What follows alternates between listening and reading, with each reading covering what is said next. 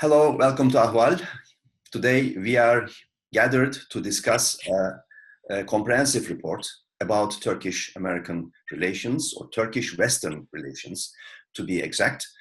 My guests are one from my colleague from Ahval, İlhan Tanır, and our senior guest is Dr. Aykan Erdemir from Defense of Democracy's Foundation, based in Washington, D.C.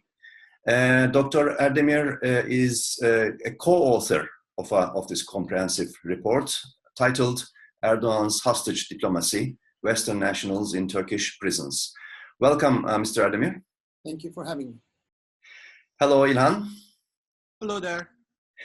Okay, we will discuss this comprehensive report, which is including the lists of 40 individuals affected by Turkish President Recep Tayyip Erdogan's hostage diplomacy, as it calls it, a term used to describe the arrest of foreign nationals in Turkey, particularly Western nationals, allegedly to extract concessions from their home countries' governments.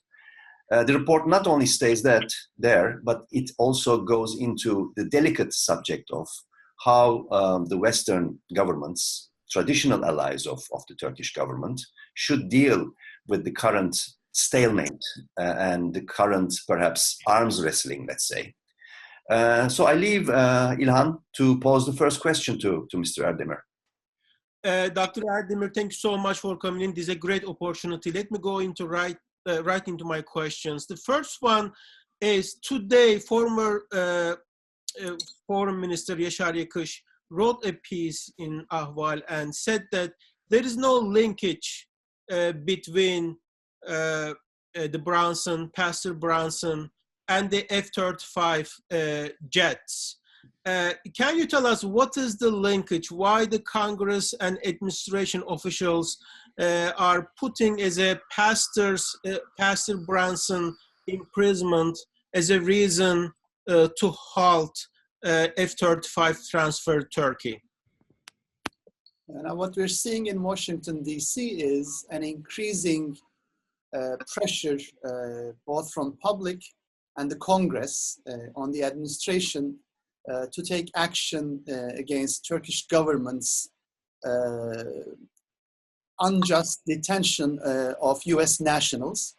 The one figure which makes headlines the most is Pastor Andrew Brunson from North Carolina, who has served peacefully a Protestant community in Turkey's Aegean coast city, Izmir, for over 20 years. But there are also other US nationals and dual nationals, as well as 3 members of the staff in US consular missions in Turkey. So what we are seeing is a growing anger by the US policymakers about what they see as hostage diplomacy. Because when one looks into the details of these cases, there isn't a single shred of evidence. These individuals often had to wait very long months to even get an indictment. They had no attorney-client privilege. They often have to defend themselves against what's called secret witnesses who are not at all credible and who can't be effectively cross-examined. So all of these developments have led to increasing calls for a range of sanctions and pushback strategies, all the way from visa restrictions to Global Magnitsky Act designations, to ban of sale of weapons, to others which might come in the days ahead. So I would argue that there is a close connection between Erdogan's hostage diplomacy and the various waves of push for sanctioning Ankara. How imminent are these measures, as you mentioned? Are they somehow synchronized with the elections, upcoming elections? So there's a very delicate balance in Washington. On the one hand, in the run-up to the November elections for the Congress, there really is louder calls for action against Turkey, both from the electorate and both from the Democratic and the Republican electorate, because religious freedom issues unite individuals across the political spectrum. Also, there are calls from Congress people who feel a need to respond to the electoral pressure. But at the same time, on the other side of this equilibrium, there are the bureaucrats in the State Department and in other government offices who have to basically walk a tightrope. On the one hand, they know the legitimacy of these concerns. They care about the suffering of US nationals, dual nationals, foreign service nationals. But at the same time, they want to maintain a minimum level of kind of cordial relations with the NATO ally Turkey. So it's basically this delicate balance between those who want kind of immediate tough action and those who would like to continue silent diplomacy behind closed doors, take more time on this issue. So my guess is 2 dates will be crucial in determining the outcome of these sanctions. One is everyone in Washington is paying close attention to the elections in Turkey, and they're keenly aware that Erdogan, as a spin master, could exploit any sanctions ahead of the elections in Turkey, both June 24 parliamentary elections and July 8th, the second round of presidential elections.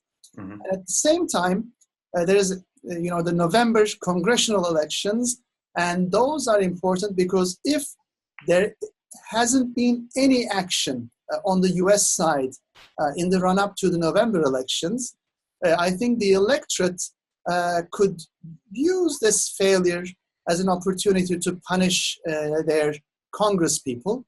And I believe this will put increasing pressure not only on the Congress, but also on the US government and various bureaucrats on the US side. So if I am not mistaken, I understand that you expect as the US gets closer to its elections in November, the tension between the US and Turkey would be increased if these issues, especially Pastor Brunson, not solved.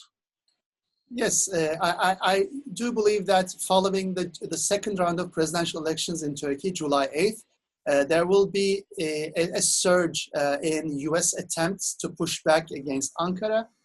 We will probably see even a further peak over the summer and in early fall.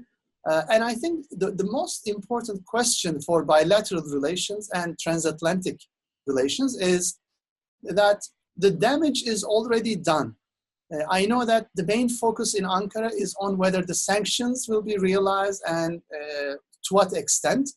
But I think they're missing the big picture here. And the big picture is, as most analysts who have been watching the Congress closely for the last couple of decades agree on, there has never been such a strong anti-Turkish sentiment in the Congress. And this is a bipartisan reaction. Turkey has lost enormous soft power, has lost enormous credibility, has lost many of its long-term friends and allies. And the main reason is no one would like to stand up for Turkey that is perceived to be holding US nationals hostage, holding a US pastor hostage, holding kind of 3 foreign service nationals working in the US missions hostage. This really puts Turkey on par with rogue states such as North Korea, Iran, and Venezuela. And I think this is the picture that the palace in Ankara misses. And part of it, of course, stems from the fact that Erdogan these days is encircled by a very narrow kind of clique of sycophants. And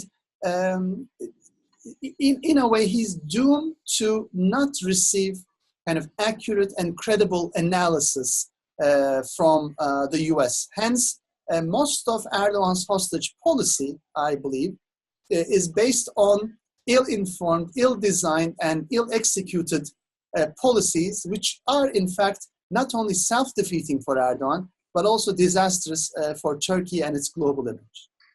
Dr. Erdemir, you mentioned about the transatlantic coordination, and you talk about it, of course, you and your co-author, former US Ambassador Eric Edelman, talk about this coordination. But when we look at President Trump and his position on many issues, he is, withdrawing from multilateral agreements, or he now imposes new tariffs on allies as well.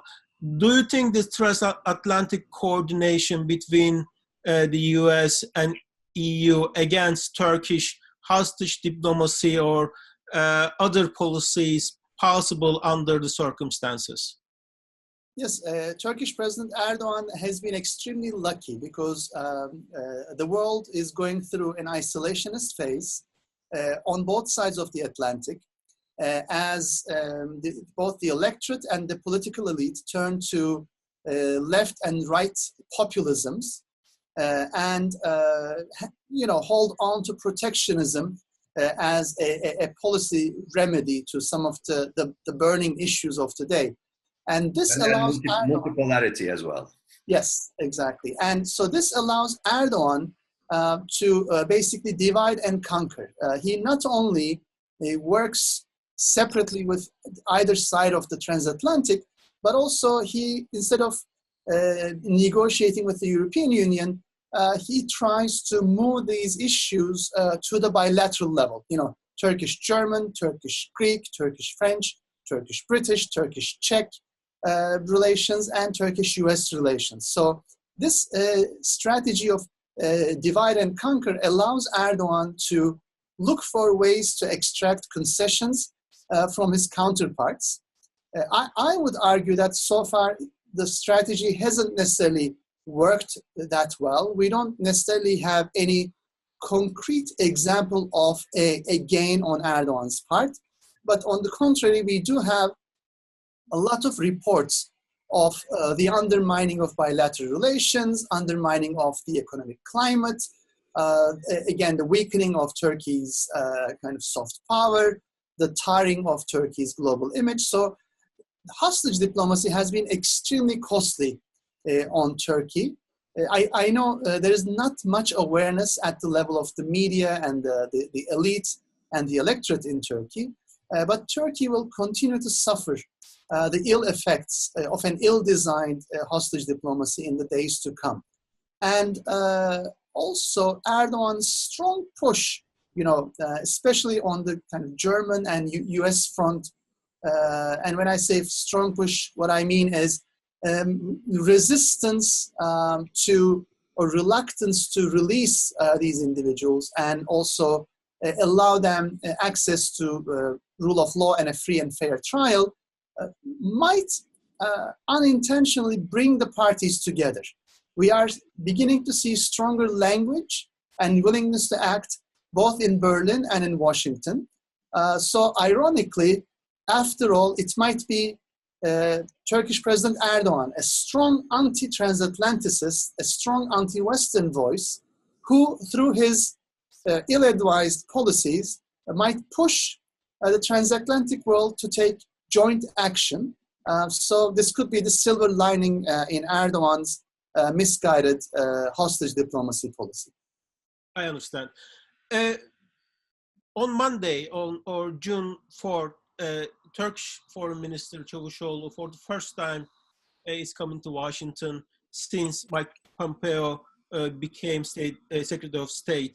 My question is, what is your expectation, whether on Manbij or other issues? So far, Mr. Pompeo's attitude towards Turkey, whether at congressional hearings or other places, do not give much hope for Ankara for the relations. but especially on Manbij and this hostage diplomacy front, what is your expectation from Mike Pompeo? I think it would be safe to assume that in the days to come, there will be greater opportunities and greater risks in bilateral relations. Again, it would be safe to assume that Mike Pompeo will be more about action and less about talk. So far, US-Turkish relations have mostly revolved around rhetorical issues. But I think we are entering a phase where we can see greater opportunities for cooperation. At the same time, greater pushback from the US. And there are various reasons for it. Not only the Secretary of State's kind of strong views on the Middle East, on Syria, on Iran, but at the same time, his strong conviction about religious freedom issues.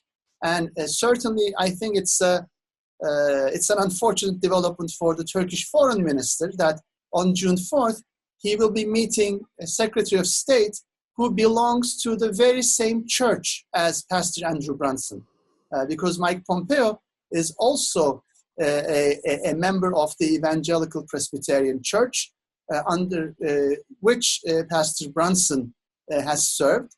So I think it would be extremely difficult for the Turkish foreign minister to argue in Washington that a member of the EPC church is a terrorist, is a spy, is a coup plotter.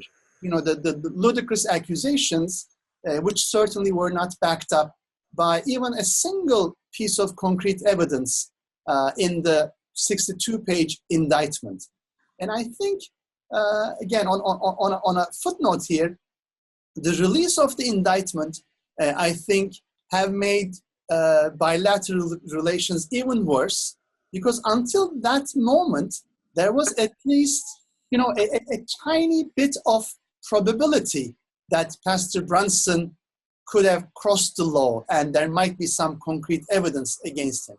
But as soon as the 62-page indictment came to the fore, and as soon as analysts in Washington have seen that it really is a mumbled collection of strange conspiracy theories, I think it made it impossible for any US official to take this case seriously. So the June 4th meeting between the parties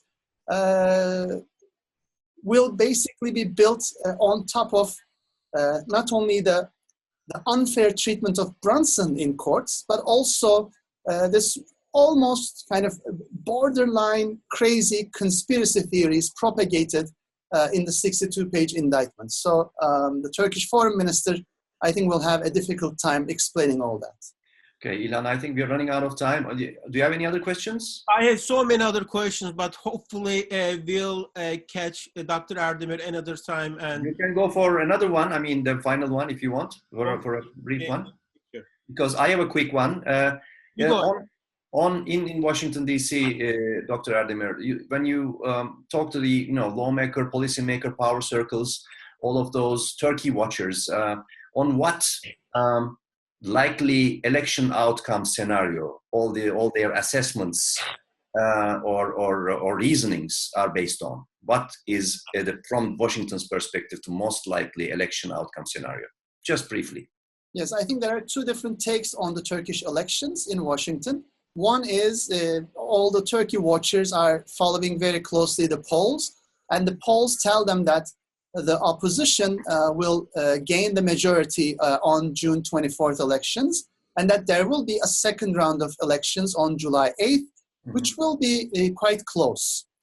So this is basically an educated guess based on the polls. But at the same time, there is often unpronounced skepticism that Turkey at this point can have free and fair elections. So often behind closed doors, many Turkey watchers claim that President Erdogan will find a way to steal the elections, to rig the ballot box, because he has no exit strategy in politics. I would argue that I belong to a small minority of analysts who believe that there are really turbulent transformations in the electoral psyche in Turkey, and we might all be surprised, on the night of July 8th, and we might be seeing the beginnings of a new Turkey. And when I say a new Turkey, a Turkey that's back on track in terms of liberal democracy, checks and balances, and rule of law. Do you Much think to discuss even after the elections. Yes. Do you think, Dr. Erdemir, last one, if Mr. Erdogan loses, he would consider becoming the leader of the main opposition party in Turkey? I think it's less about Erdogan's willingness to serve as an opposition leader and more about whether he has an exit strategy or not. I think Erdogan has burned bridges with not only the entire opposition in Turkey, but also with many others in his own party. So I believe this desperation makes him, in a way, committed to looking for extra democratic means to sustain his iron grasp on the Turkish political system. Our host today, together with İlhan Taner, was Dr. Aykan Erdemir, co-author of the report, Erdogan's Hostage Diplomacy, Western Nationals in Turkish Prisons, which he wrote together with former Ambassador Eric Edelman for the Foundation for Defense of Democracies, based in Washington, D.C. Thank you very much for being with us, Dr. Erdemir, and let's hope to see you again.